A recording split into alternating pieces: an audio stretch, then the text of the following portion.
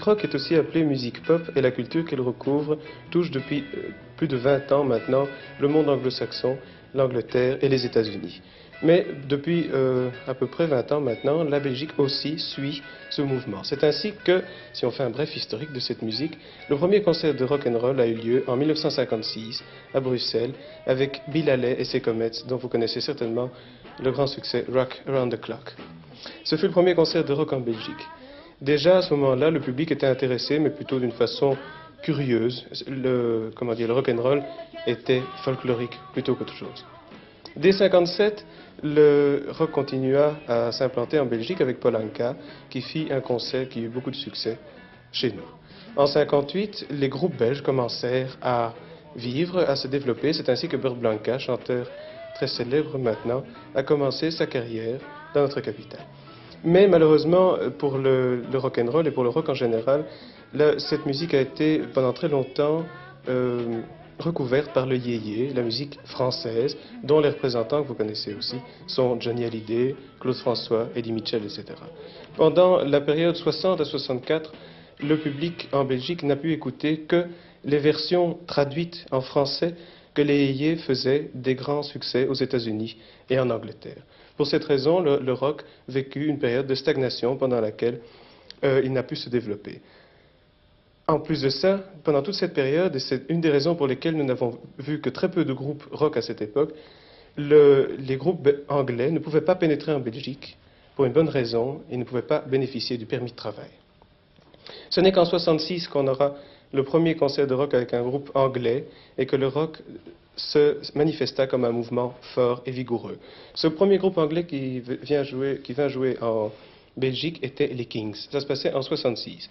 Grâce à qui? Grâce à des clubs qui s'étaient développés pendant cette période où le yéyé recouvrait tout et qui essayaient d'organiser une scène particulière en écoutant cette musique anglo-saxonne. Les clubs qui se sont développés avaient pour nom le Rocking Center à Bruxelles ou les Aigles aussi à Bruxelles, le Club 20 à Moucron ou les Caves d'Alsace encore à Liège. Ce sont ces clubs qui ont permis au rock au tout début de se développer en Belgique.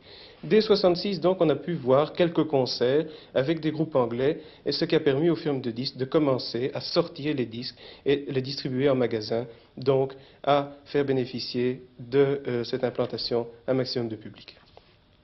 C'est ainsi qu'entre 1966 et 1970, on a eu droit à pas mal de concerts, comme avec Jimi Hendrix qui nous a visités en 1968, Pink Floyd qui est venu 2 fois chez nous entre 1967 et 1969, ou encore les Moody Blues, etc.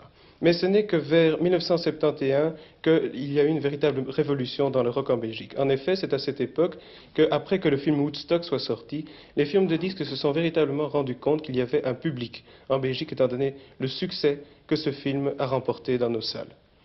Pour cette raison, les firmes de disques ont commencé à pousser véritablement le rock et pour ça engager des gens qui étaient spécialisés dans cette musique. C'est aussi à ce moment-là que les concerts ont pu commencer véritablement à s'implanter, étant donné que des organisateurs, aidés par le fait que la législation sur le permis de travail des musiciens anglais n'était plus valable puisque l'Angleterre était rentrée dans le marché commun, ont pu faire venir des groupes. En 1971, nous avons eu 6 ou 7 concerts de rock en Belgique. En 1976, on en a eu plus d'une centaine. Ceci montre exactement l'évolution de cette musique dans notre pays. Pour montrer cette évolution, maintenant nous allons parler de la période moderne, en illustrant ça avec un journal spécialisé qui est né il y a 1 an et demi dans notre pays, qui s'appelle More, et que nous avons visité, et aussi par des nouveaux groupes qui illustrent l'évolution actuelle de la musique, qui ont pour nom Romance, Hubble Bubble et Chainsaw. Mais aussi, on va s'intéresser à des gens qui sont restés à un stade plus revival, plus, romantique du rock'n'roll. Et c'est ainsi que des gens s'intéressent encore à Elvis Presley, qui fut très populaire chez nous au début des années 60, bien qu'il ne nous ait jamais visités. Et c'est ainsi qu'un fan club d'Elvis Presley existe à Bruxelles. Nous avons été les voir.